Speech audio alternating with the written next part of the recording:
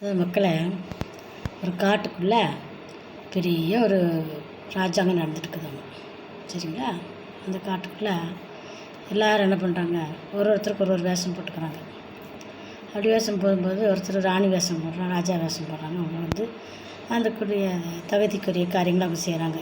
ராஜாவாக இருந்தால் ராஜாவோட அதிகாரத்தை அவங்க பயன்படுத்தணும், ராணியாக இருந்தால் ராணியோட அதிகாரத்தை பயன்படுத்தணும்.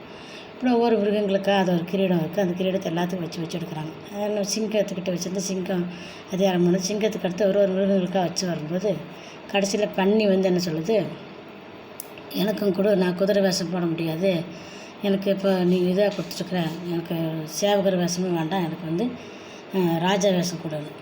சரின்னு சொல்லிட்டு என்ன பண்ணுறதுன்னு கடைசி நேரத்தில் அந்த கிரீடத்தை எடுத்து பன்னி தலையில் வச்சிடறாங்க.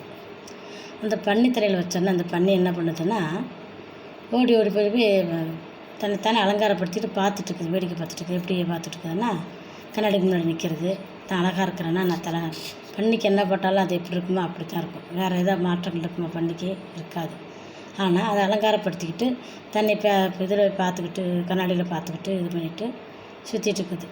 அப்படி இருக்கும்போது திடீர்னு சேவகர் ராஜாவாயிட்டார், பன்னி ராஜாவாயிடுச்சு. அதனால போய் சேவகர்கள் என்ன பண்ணுறாங்க, பக்கத்தில் போய் நின்று அதுக்கு பாதுகாவல் நின்று இந்த பன்னிக்கு என்ன ஆகிப்போச்சு, தான் ராணி ராஜான்றதை மறந்துட்டு என்ன பண்ணுச்சு, இந்த சேவகனை பார்த்து கத்தியில் கையில் இது வச்சுக்கிறானே, பார்த்த உடனே என்ன பண்ணிட்டான், அது ஓடி பயந்து ஓட்டமாக ஓடுது. தான் ராஜான்றதை மறந்துட்டு கிரீடம் கூட என்னாச்சு கையில், அதுக்குடைய செயல்படுத்த முடியாமல் அந்த சேவகனுக்கு பயந்து ஓடுன கதை தான் நம்ம நடந்துகிட்ருக்குது. ஒவ்வொன்றையும் புரிகிறவங்களுக்கு புரிஞ்சுக்கிற மக்களை.